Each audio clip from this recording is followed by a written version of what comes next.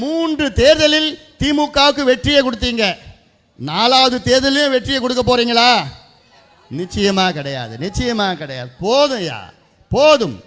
அவர்கள் ஆண்டது போதும், நீங்கள் ஏமாந்தது போதும், ஏமாந்தது போதும்.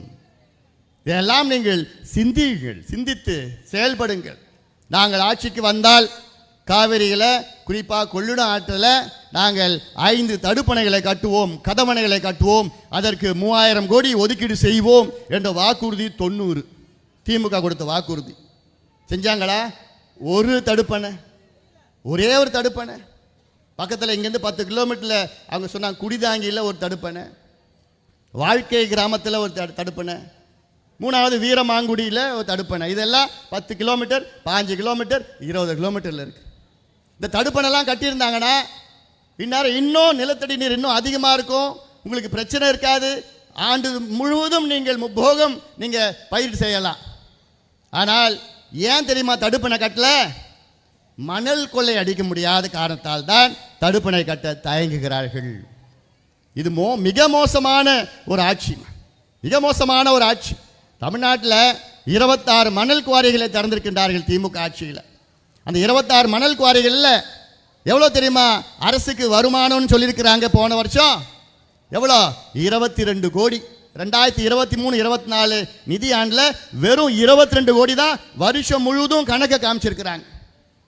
இங்கே கேட்டால் 22 கோடி ஒரு நாளில் ஒரு குவாரியில் சம்பாதிக்கிறது, ஒரு நாளில் ஒரு குவாரியில் 22 கோடி சம்பாதிக்கிறது. ஆனால் 26 குவாரி வருஷம் முழுவதும் எவ்வளோ சம்பாதிக்கணும்? 20,000 கோடி சம்பாதிச்சிருக்காங்க ஒரு வருஷத்துக்கு. கணக்கு 22 கோடி. இவ்வளோ ஊழல் செய்கின்ற திமுகவை அகற்ற வேண்டும், அகற்ற வேண்டும். போதும்பா, ஆண்டது போதும்.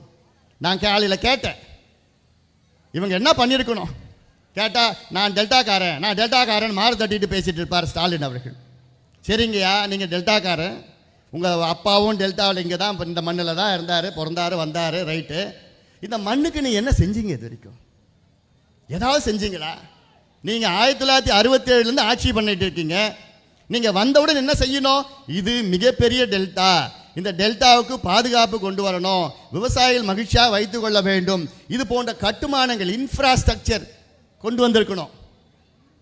நெல் சேமிக்கிற கிடங்கு மட்டும் இல்லை, நெல் பாதுகாக்கிற கிடங்கு, மதிப்பு கூட்டுற கிடங்கு, இப்படி தொழிற்சாலைகளை, உணவு சம்பந்தமான தொழிற்சாலையை கொண்டு வந்திருக்கணும். அதை ஏதாவது ஒன்று கொண்டு வந்தாங்களா?